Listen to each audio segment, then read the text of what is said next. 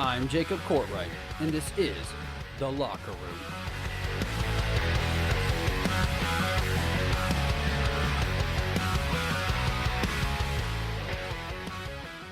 What is going on, everybody? Welcome into The Locker Room. Man, do we have a lot on the show for you today. We've got to talk some NFL to get the show started. And then, of course, we've got to keep you updated on the NBA playoffs. My thoughts all the way through to the very end. How is my bracket holding up week to week? You will find that out. We have a ton of new content, a ton of stuff working. I know I keep saying that, but listen, it takes a small army to get this stuff done, and there is one of me. But it is getting out there. We are growing, getting bigger and better for you. So thank you guys for being so faithful. Before we can get started, I need you to follow me on my social media so you can stay up to date on all things new.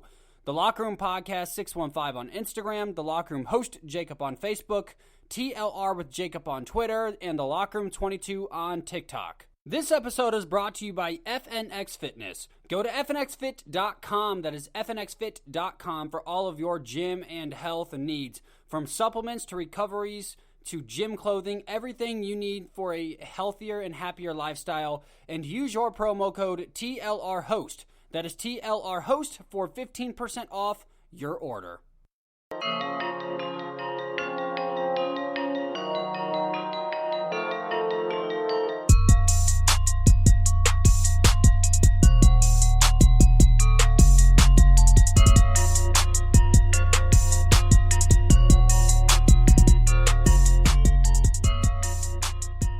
So yesterday, we finally heard from Aaron Rodgers. Everybody, all the speculation, what's going on with Aaron Rodgers, he hadn't been talking to the media, nobody knew. Well, Aaron Rodgers finally came out in his first interview since the whole debacle started. And he came out and said absolutely everything that he had to say. He said every right thing that he had to say in order for himself to look great in the media. Listen, I am no Aaron Rodgers fan, but I 100% believe that the Green Bay Packers did Aaron Rodgers dirty.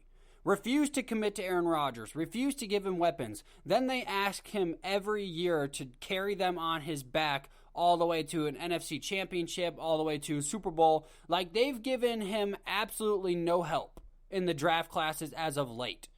They don't give him a contract extension. They won't commit to Aaron Rodgers. But then they're the first people that are trying to throw Aaron Rodgers under the bus. Now listen, we know for fact, this is from Aaron Rodgers' brother's own mouth. Aaron Rodgers' brother, own mouth. Aaron Rodgers' brother's own mouth? Yeah, the latter sounds correct. But this is straight from his mouth, right? He even says, my brother's a dick. Like, that's not sugarcoating. Like, his brother's like, yo, yeah, absolutely, Aaron Rodgers is a dick. And here's the thing. When you're dealing with people that are dicks, you just have to understand that that's who they are. The Green Bay Packers have always been, like, surprised when Aaron Rodgers is a little bit dickish about stuff, or he's rude in the media, or he kind of has this arrogant asshole approach. Man, I'm swearing a lot already. I'm sorry, guys. I'm not trying to go in too hard.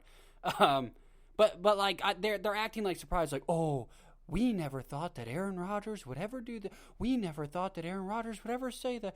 We always thought that Aaron Rodgers was going to... Okay, at some point, you've got to stop pretending to be surprised, because all of us at home watching this know that that's a load of crap.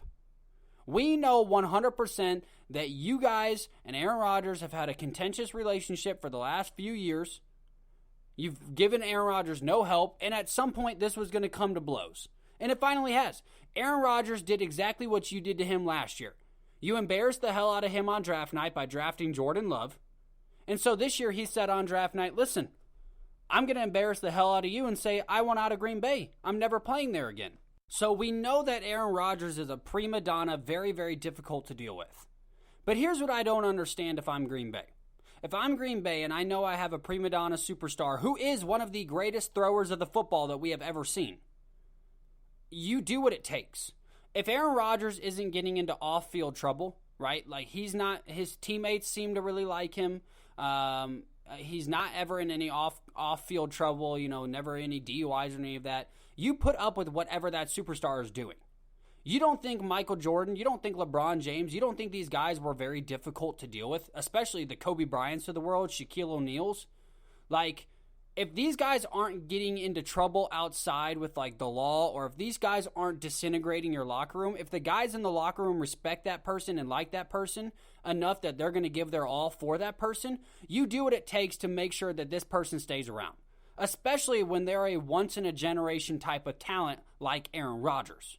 So while Aaron Rodgers is very difficult, Green Bay is doing this 100% wrong. If they didn't like Aaron Rodgers because he's a little bit of a dick, then guess what? You just go straight out to the media and say, listen, we don't like Aaron Rodgers' personality. We don't think he's good for the locker room. We don't think that even though he wins football games that he's going to be good for Green Bay's culture. So see ya, we're drafting Jordan Love. No, instead you want to pretend in the limelight that Aaron Rodgers is your best friend, and then behind closed doors, Aaron Rodgers is a jerk, right? You can't get that. This isn't the best of both worlds. Hashtag Miley Cyrus, right? That's not how this works. So Aaron Rodgers has absolutely every right, and this is coming from a Chicago born and bred child, right? I hate Aaron Rodgers just as much as I hate Hitler. Maybe not as strong. If one day Aaron Rodgers ever comes on the show, they're going to pull up this clip and be like, hey, he compared you to Hitler. I'm joking, guys. Make sure, especially in today's day and age, you've got to make sure you're joking, Jacob. So I'm joking there. But I don't like Green Bay. I can't wait for them to suck for the next 10 years when Aaron Rodgers gets shipped out of there. But this is 100% on the Packers organization. When they took Jordan Love last year, what they were saying to Aaron Rodgers is, we don't care about you. We're tired of dealing with you because you're difficult. We don't want to put up with you anymore, so therefore we're not going to get you any help, and then you can ball out and everybody's going to say how great you are, and then we'll pretend that we support you in the media, and then behind closed doors we'll throw you under the bus yet again. But Aaron Rodgers came out and said everything that was right. He came out and said this isn't about Jordan Love. This isn't about the draft picks over the last several years. This is about an organization that is not building the right culture. And he's right. Green Bay's culture was not to build on what they have and hopefully go win a Super Bowl. If so, last year they would have drafted a couple wide receivers. They would have gotten Zach Ertz at tight end, who's also a free agent. Not a free agent, he's still with the Eagles, but the Eagles have made it very abundantly clear that Zach Ertz is definitely wanting to be on the move. They would go out there and try and make a deal for Julio Jones. They would go out and do things to try and make this team a Super Bowl contender now while the window's still open. But instead they don't. They screw Aaron Rodgers over. So that's fine. You get what you deserve. Aaron Rodgers embarrasses you. Then Aaron Rodgers comes out and says, listen, this is what was wrong. This isn't about Jordan Love. He's a great guy. This isn't about my teammates. I love my teammates. This isn't about my coaches. I love my coaches. This is about the owner and the quarterback. This is about the organization that continually disrespects Aaron Rodgers, and then Aaron Rodgers firing right back at them. So he said everything that was right. Everything that he should have said. Now the real question is where is Aaron Rodgers going to end up?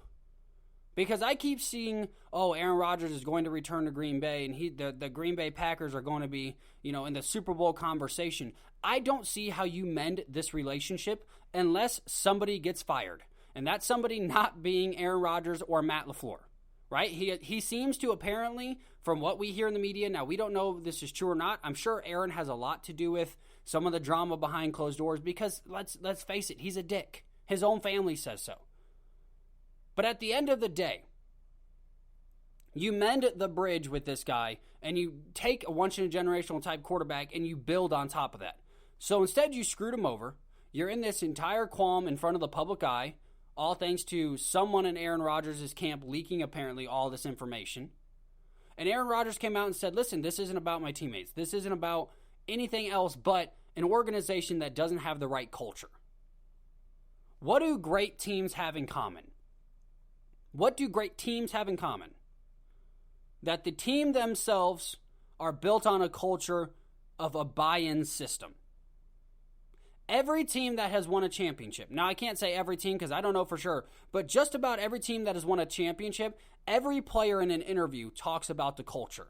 Look at the culture here. Look at what we're building. Hell, look at Miami last year. Miami didn't win a championship, but they got all the way to a championship when they should not have. All based on the Miami Heat culture that they have been building and building and building. So Aaron Rodgers has already said, listen, the culture's not here. I'm out. I'm done. There's no mending this bridge.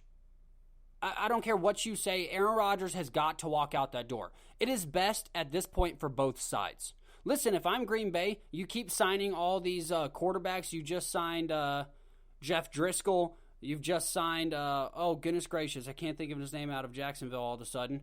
But you've gone out and gotten guys that have started and or played in the NFL. Blake Bortles, that's his name. You went out and got Blake Bortles, who started and was decently successful at times down in Jacksonville. Now, I'm not saying he was great, but he was decently successful at times. So at that point, I think the writing's on the wall. Now, the real question is, to sum up the whole Aaron Rodgers discussion, is where should Aaron Rodgers end up? Aaron Rodgers, there's only in my mind 2 true destinations that would make any kind of sense. The Denver Broncos, because we have seen quarterbacks that basically weren't wanted back by their teams. Now, Peyton Manning's was a different situation. His was coming off an injury. You know, they had Andrew Luck on the way. Like, they didn't want to mess with that whole culture. I get that. So Peyton Manning gets shipped off to Denver. Lo and behold, Peyton Manning wins a Super Bowl. Now, Von Miller was amazing in that, and Peyton Manning wasn't the greatest, but that revived the Denver Broncos franchise. Aaron Rodgers would be a perfect fit, a young offense with a ton of weapons, instant plug-in system. The only other place that would honestly make any sort of sense would be Miami. At least for me. Like, the 49ers have a good thing going on with Jimmy Garoppolo, you know, bringing up Trey Lance. Like, I don't want to mess any of that up. There's not many other teams that I mean, Washington would be an okay team. I mean, there's teams that need a quarterback, but I'm saying teams that would make sense for Aaron Rodgers. You know, because at this point, I think the Packers are going to trade him away for a pack of cigarettes. Not even the good kind. So I think Aaron Rodgers in Miami would be, you know, Miami is stupid good. I'm not a full believer in Tua Tagovailoa. So that's a good fit for me. Then, of course, we know Washington's always an open position. The Houston Texans are always an open position. The real question is who's going to give up enough draft capital for him? And the problem with some of these teams, now Miami does have draft capital still, but like the Houston Texans literally have traded away most of their future, and they still have Deshaun Watson on a contract. So do we do a 1-for-1 swap? Does Aaron Rodgers head down to Houston? Does Deshaun leave the mean machines and go all the way up and play for Green Bay? I don't know. So there's a couple trade destinations that are possible, but I think Denver or Miami would make the most sense to give up a bunch of draft capital now in order to win. Now let's move over to Julio Jones real quick. So Julio Jones is the big discussion. He officially came out and was asked a question, and he said, you know, no doubt we're done. Like, I'm done with Atlanta. Apparently, he requested a trade a couple months ago.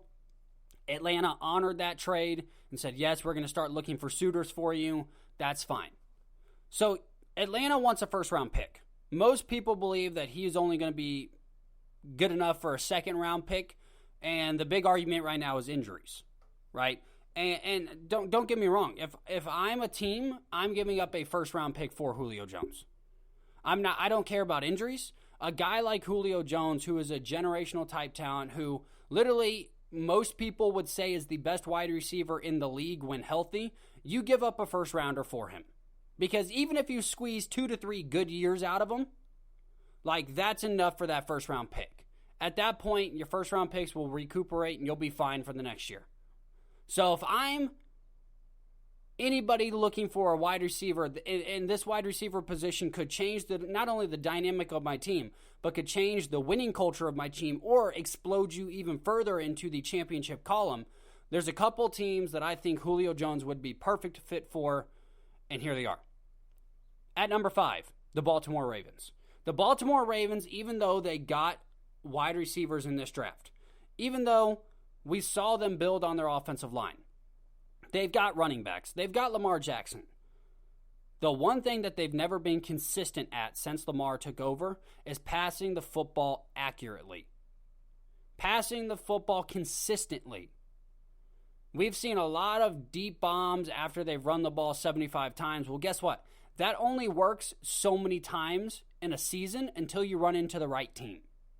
Until you run into a Tennessee who is just going to stuff the box and say, listen, you're going to have to beat us over the top. And Tennessee, with god-awful corners last year, with god-awful corners the year before, were able to do it pretty easily.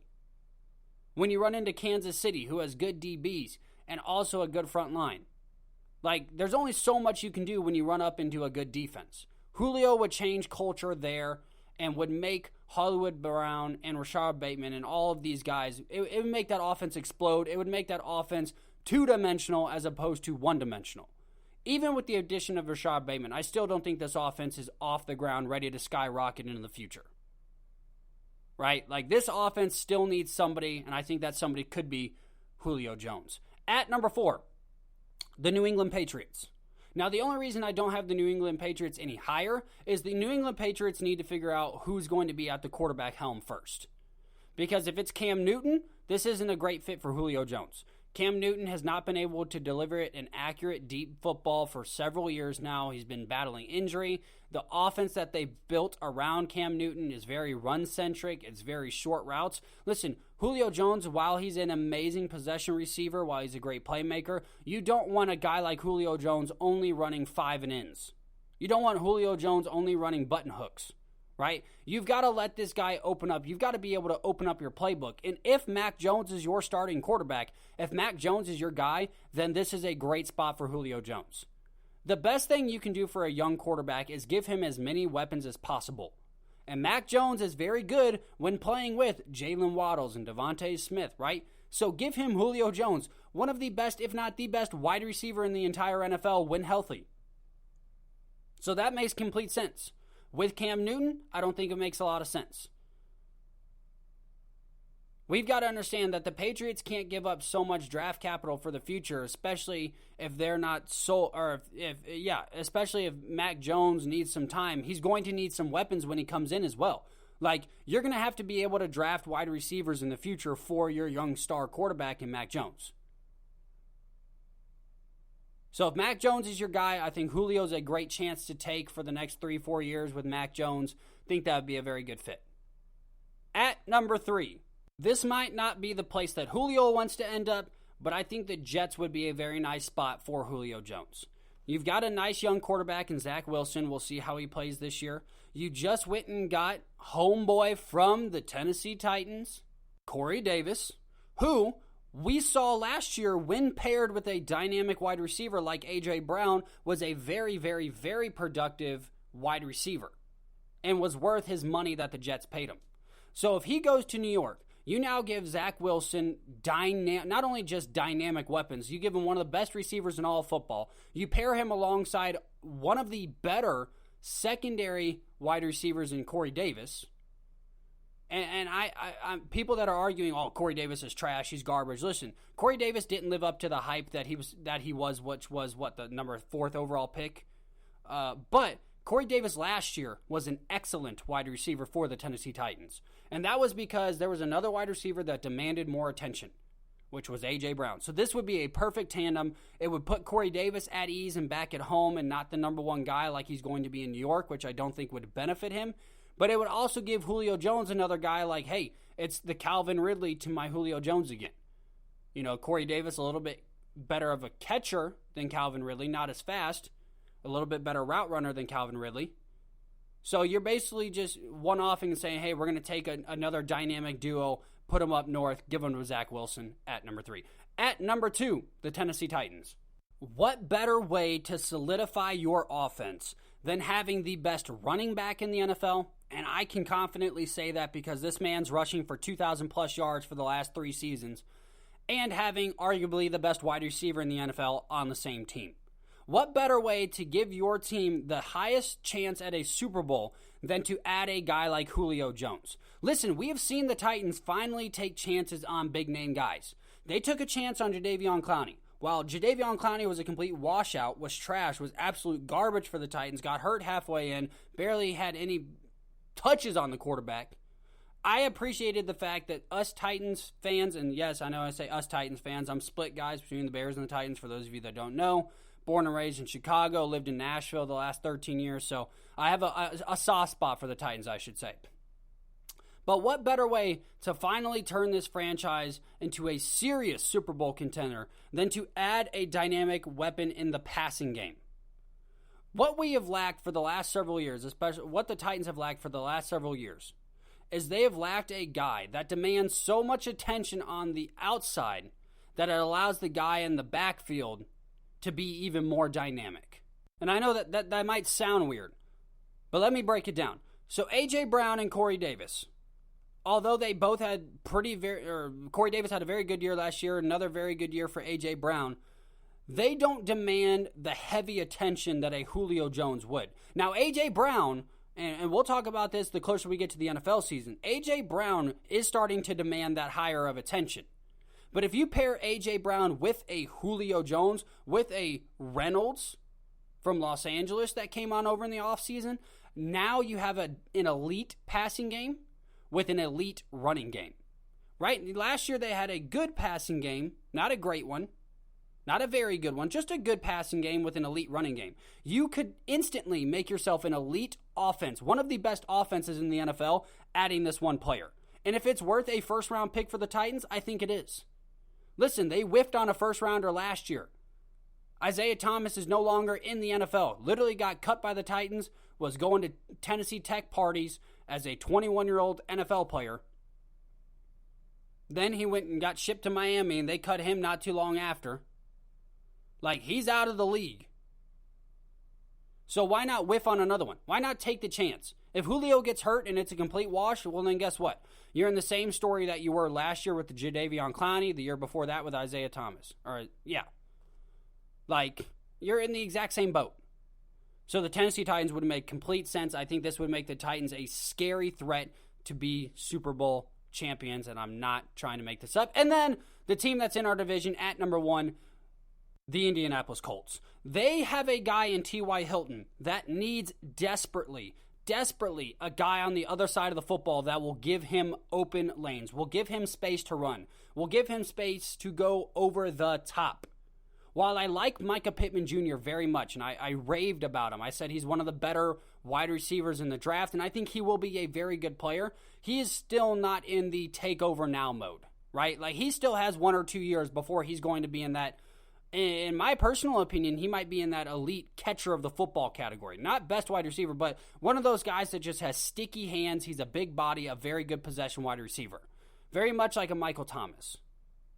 You add Julio Jones to this offense with newly acquired Carson Wentz, with one of the best offensive lines in all of football, with a backfield that now has Marlon Mack coming back. They had, of course, a dynamic backfield in Nyheim Hines last year. They had homeboy out of Wisconsin that just decided he was going to run over the entire NFL in his first year. Like, you have absolutely so many weapons in Indianapolis at that point that you are not only my favorites to come out of the AFC, but my favorites to win it all. Like, you only got better on defense adding Kwity Paye. One of the best defensive players in this draft was able to fall to you all the way back at whatever it was, I think 22. So you were that was able to happen, right? Your defense only got better. You basically re-signed all of your defense. You now add a Julio Jones to that team. It's game over. It's game over. Now, Titans fans, I know you're like, what the hell, Jacob? You're just saying that it'd be a great fit. Listen, Julio Jones is one of those guys, he could go to anywhere. I can name Chicago. I can name Tampa. I can name Kansas City. I can name anywhere, and this guy's going to be amazing wherever he goes. But those are my top 5 teams that I think Julio Jones would be the most effective at. Let me know in the comments. I love the comment interactions on the social media. I posted a couple of them this week. We've had some really funny ones, so I really appreciate that. But hit us up on our social media so you can stay communicating with us, because it's so much fun to be communicating Wednesday through next Tuesday when the next episode drops. Now, we've got to talk some NBA playoffs.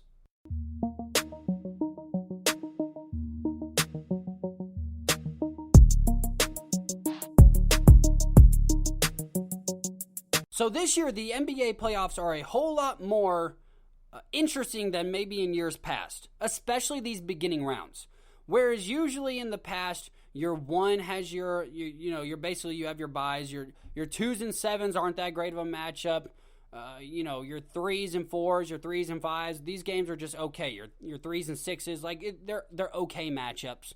don't really care. This is the first year that I think we have a ton of very interesting first-round matchups, and this is the first year I've ever had kind of what a lot of people would say are some major upsets in the first round, and I think if everything plays out the way I'm hoping it does, this could be one of the best playoffs we've ever had.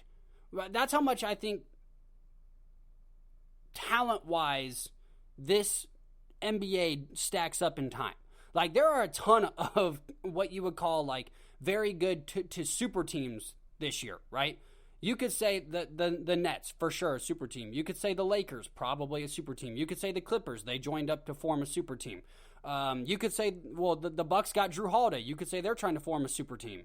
And while, of course, I'm not saying that Drew Holiday is a superstar or, you know, that Anthony Davis necessarily is a superstar and they're forming, like, you get my meaning. My meaning is that, like, we've got so many very competitive teams this year that the playoffs are already very interesting. So let's talk about some of my favorite matchups here. I'm not going to go through every single playoff series because there's a lot of playoff series like the the New York Knicks. I think I did this last week too, saying Brooklyn Knicks. I don't know what it is. Knicks fans, it's probably because you haven't been relevant in so long that it's hard for me to kind of comprehend that you're in the playoffs. But you look at the Knicks. I said Nets again. Son of a, oh goodness. I'm trying not to swear here. It's a family podcast. But the New York Knicks versus the Atlanta Hawks. There we go. That's what I was trying to say.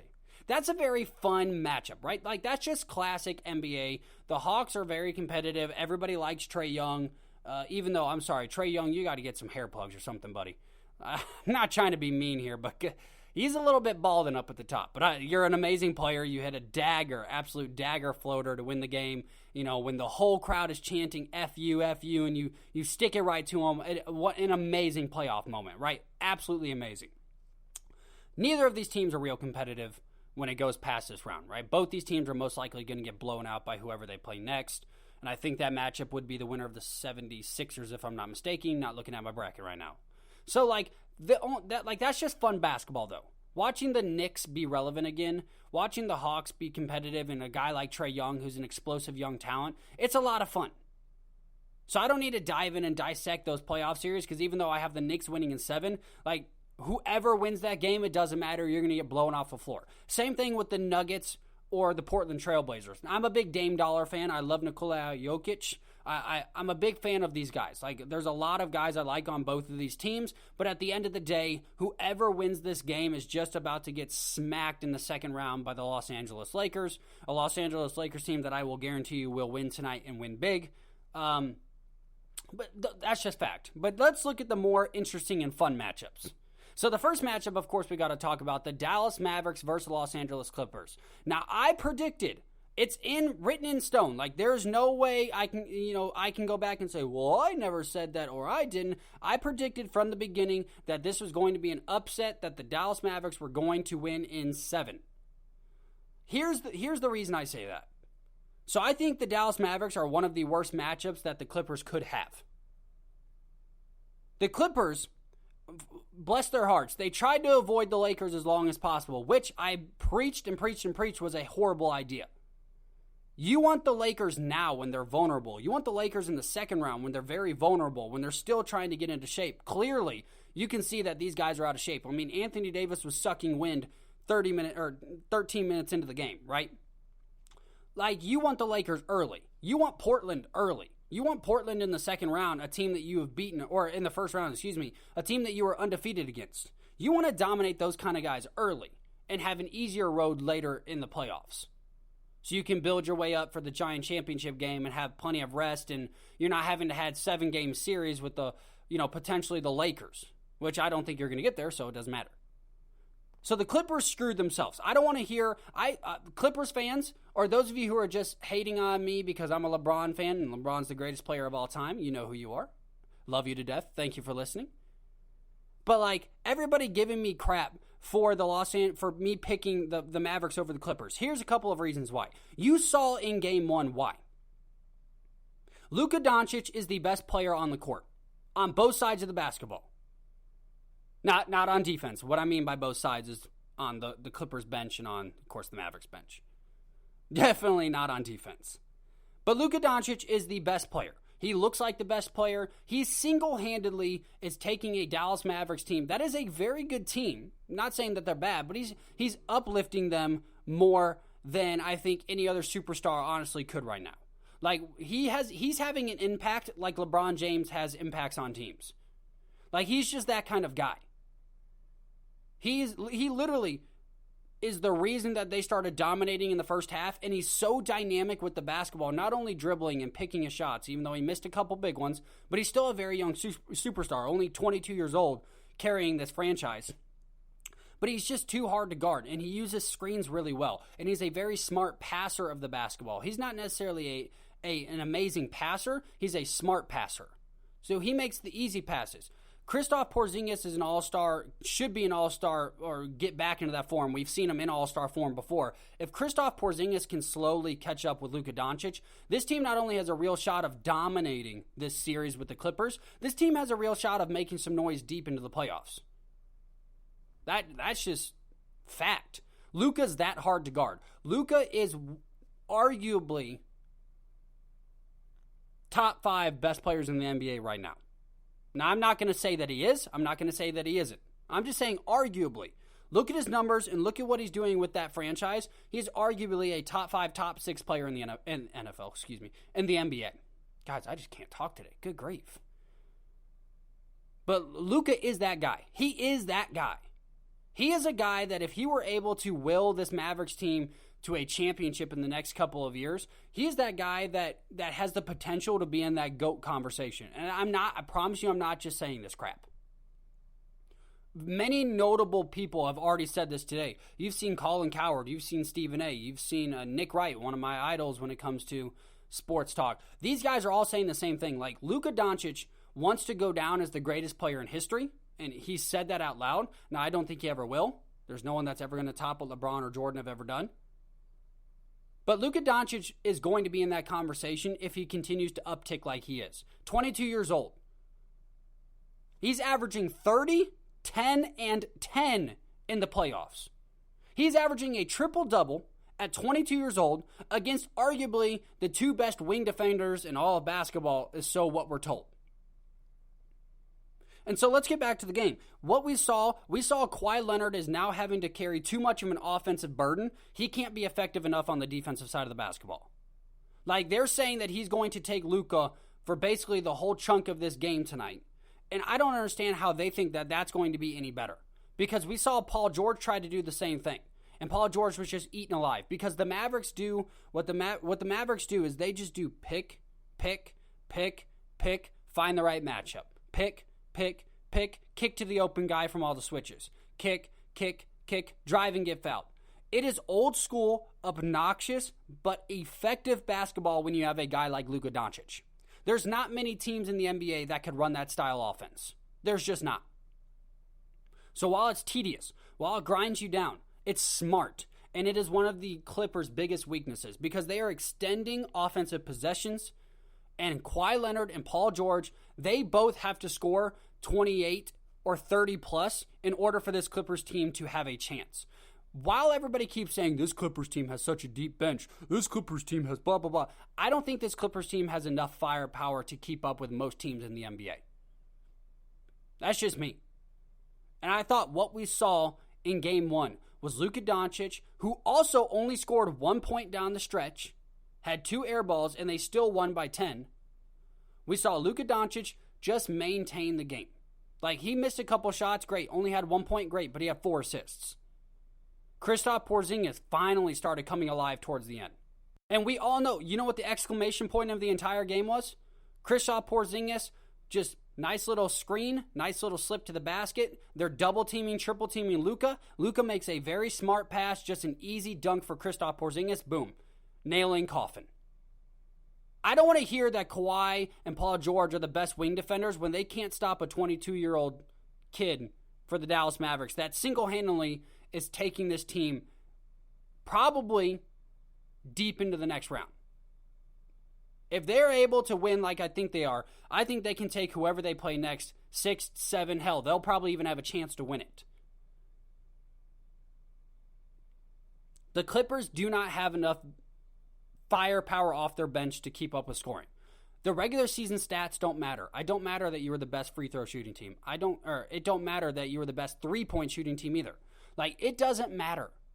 You can be great in the regular season, but when the lights are on, Pandemic P, or Playoff P as everybody likes to call him, shows back up. And while I didn't think he was bad in the fourth quarter, I thought he was pretty good. He was atrocious in the first 3 quarters. Kawhi Leonard airballing 2 shots, 1 hitting the front of the rim and almost airballing.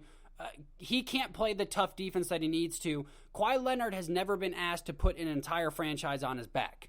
When he won with the Spurs, they had Tony Parker, they had Tim Duncan, they had Manu Ginobili. Like, they had Hall of Famers that were able to carry most of the load. All he was asked to do was score 20 points and play hard defense at 25 years old, 23 years old. Goes to Toronto. I dare you, go back and watch these games. Who closed the ball games? Fred VanVleet. It was not Kawhi Leonard. Kawhi Leonard has had one moment, and that's the one of the most iconic shots in NBA history where it hit 7 times on the side of the backboard, finally went in against the 76ers. Like, Kawhi Leonard's not that dude anymore. He is not the I'm going to D you up for 40 minutes and also put up 40 points. There's very few guys like that in history. LeBron James, Kobe Bryant, Michael Jordan. 3 guys that were able to do it for 40-plus minutes at the highest level. Kawhi Leonard's not that guy. I'm done with that conversation with Kawhi. So this is a bad matchup. And also, they're the worst closing team in all of basketball. Statistically, they are the worst closing team in all of basketball. So if the Dallas Mavericks can just keep every game close, if they can just play smart and Luka doesn't try to do too much, if they can stay healthy, I think my prediction comes true, and they might beat the Los Angeles Clippers in 5 games. Another very interesting series. Let's go all the way out to Milwaukee versus Miami. Game 2. We saw one of the biggest slaughters that we've seen in recent playoff history. I mean, it was like a 29, 30-point game at halftime. Like, Bucks were... Now, don't get me wrong. There were some guys that were shooting the absolute lights out. I mean, when you have guys like Pat Connaughton and Brandon Forbes both hitting... Forbes had 6 threes. I think Pat Connaughton had 3 or 4. Like, when you have guys shooting like that, of course, it's going to be a massive deficit on the scoreboard. But what I love about this Bucks team... Now, this Miami team, I'll get them out of the way first. They're not who they were last year. They don't have the heart that they have last year. They need at least 1 or 2 more guys, which is what I said last year. If they had 1 or 2 more guys on that team, they had a very strong case to beat the Lakers. But they're going to get overpowered in this series. I picked the Bucks, I think, in 5, and they might just go ahead and sweep them. And I think Jimmy's good enough to get at least 1 or 2, but I just see the Bucks too much for them. So that's what I have to say about Miami. They're always competitive. They got the right culture. They've got the right spirit. They're a couple players away. Just the facts. Well, what I like about Milwaukee this year, we're not relying on Giannis Antetokounmpo anymore to have to handle the ball, create plays, and score every single basket. What was scary, if you're in the East, for everybody on those teams, was the fact that Drew Holiday is now becoming a playmaker, Middleton is now becoming a playmaker, and Giannis can have a quiet 31 and 13 off to the side, and you can win by 30. If we continue to get to the point where Giannis can just cruise to 30-point games, I think the Bucks are not only going to beat the Nets, but I think the Bucks have a very strong case of not only making the NBA Finals, but winning it all. This is a different Bucks team than we've seen in recent history. Every year, Giannis has grown, and we've seen that. But the biggest missing piece was they of course, they have a bench. They have players that can put the ball in the basket. They have depth. Their biggest problem was Giannis was told that he had to not only play great defense, he not only had to put up 30, he had to shoot at an elite percentage, but he also had to create plays, and that's not who Giannis is. Giannis is not a guy who, he can, but Giannis is not a guy that you just want to let go and say, hey, run the entire offense. At some point, this is the KD theories. Like, when KD was told to be that guy, he couldn't be that guy. That's why he was a big old baby and went to Golden State. Offenses can't run through guys like KD and Giannis. They can't. They are not offense initiators. They are offensive sets in their own right. Like, KD can score, is one of the greatest scorers of all time. I don't want KD bringing up the ball and trying to initiate the offense. I want him on the wing getting ready to shoot or make a play. Same with Giannis. Drew Holiday was the best acquisition that they ever could have made. I'm a big Drew Holiday fan in and of himself. I think he's a very, very, very underrated and very good defender. He can also put the ball in the basket, but he's a very good playmaker. Most people are like, he's a shooting guard. Hell no. He is a point guard. You have George Hill coming off the bench. You have Chris Middleton, who finally is stepping up in these playoffs. And if he can continue to play at a high level, along with Giannis just being able to be his complimentary 30 and 15, and Drew Holiday in that tandem, the Bucks are a very strong shot of not only sweeping the Heat, not only beating the Nets in 6, but winning the NBA championship. And last but not least, the Los Angeles Lakers. These are the most interesting first-round matchups. That's the only reason I'm kind of focusing on these. We all know the Brooklyn Nets are probably going to sweep the Boston Celtics. I mean, the Celtics have a lot of heart. They're just not a very good team. The Knicks and the Hawks are a fun series, and I recommend if you are a basketball fan, watch those games. They are a ton of fun, but it's needless. It doesn't really matter. It's more for bragging rights at this point. Both teams are going to get smacked in the next round. Portland and Denver, it's kind of the same thing. They're going to get smacked whoever they play in the next round. You know, they'll get gentlemen swept. They'll lose in 5. So the last interesting series I think we have going on right now, the Los Angeles Lakers and the Phoenix Suns. Now, LeBron.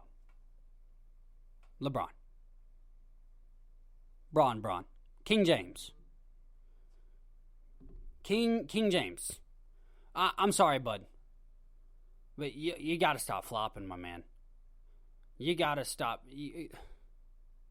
LeBron. Come on, bud. Come on. Chris Paul didn't hurt you that bad, right? Bron, you're 6'9". Bron, you're 260. Chris Paul is a 4'3", a 120. Like, Chris Paul ain't hurting you that bad, bro. Bron, does your wife not give you enough attention at home? Now, listen, I think LeBron James is the greatest player of all time. I love LeBron. I'm actually staring at a bobblehead of LeBron James, a portrait of LeBron James. I'm staring at LeBron James' signature on a basketball next to Kobe. Like, don't get me wrong. LeBron is my dude. But come on, Bron. Like, your flopping's a little too intense at this point. I'm able to excuse it most times or just be like, oh, that's, it might have hurt. But like, dude, you're collapsing because Chris Paul kind of jerked your arm a little bit. And I get it. It was a foul. They called the foul. But, like, you flop, you get up, you go to where all the action is and all the scuffle is, and then you lay down and you're flopping again. Like, you got me holding my breath every single time I watch you play, because when you get down, I don't know if this is like a real injury, going to be out for 25 games, or if this is like oh, man, I stubbed my toe, but I'll be all right. Like, you got to stop, Bron. Now, that being said, no one can ever say that I'm not a fair commentator, right? For me to dish on LeBron like that, you understand I'm being as fair as possible. You grown man, Bron. You gotta stop flopping. Chris Paul ain't that big, bro. Just saying. Right, now back to the Lakers. I don't know why everybody freaks out after they lose one game.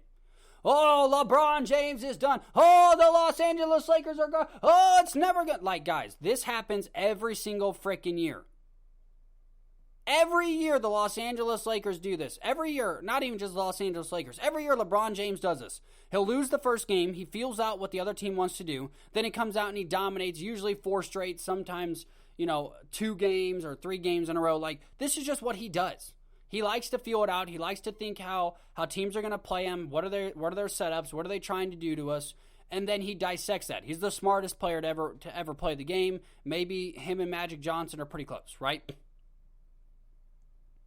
So I'm not worried about the Lakers. Now, I am worried about health with the Lakers, which is what I've been saying from the beginning. If the Los Angeles Lakers are not healthy, the Los Angeles Lakers are not winning. Anthony Davis needs to grow a pair, get his ass on a block, and learn to play big boy basketball. The unibrow, the dominator, the put a bucket up, put a bucket down, the slam it, jam it, 2-time champ, and Anthony Davis, he's not a 2-time champ. Well, I mean, yeah, he is. You count Kentucky, and then, of course, last year in the NBA. Like, this guy... did you guys like my rhymes there, by the way? I'm spitting off the dome here. Like, we getting crazy. But Anthony Davis needs to grow a pair and start bullying people on the damn block.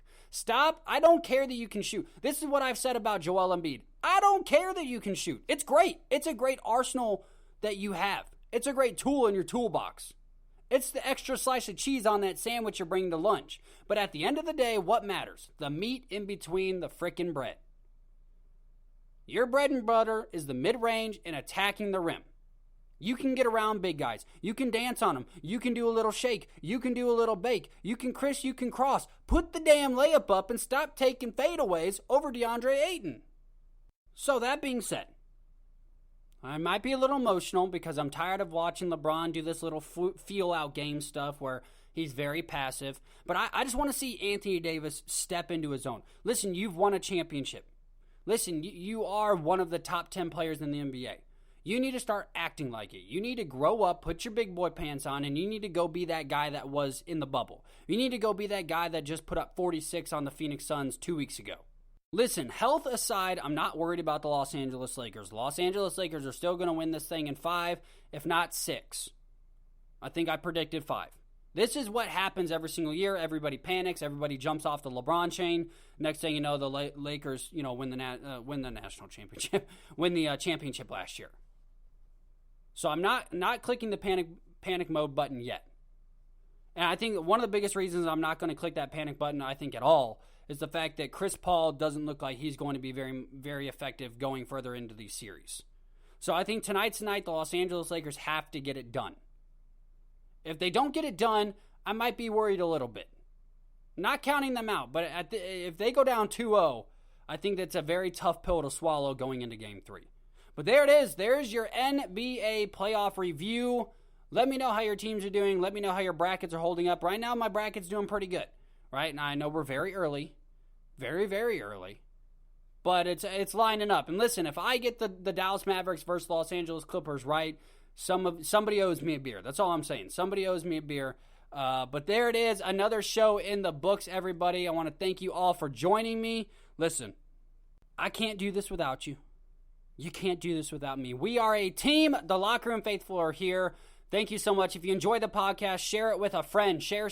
Follow us on our social media so you can stay up to date. You can give me more followers, which boosts the amount of content that will come out because that means we're getting more views. So you do those two things. I'll keep doing this thing. We're all the happy, as happy can be. Listen, if you ever have anything to say, any comments, complaints, whatever, my DMs are always open. That's why you got to follow me on my social media. Love you guys. Thank you so much for joining me again. I'm Jacob Courtwright.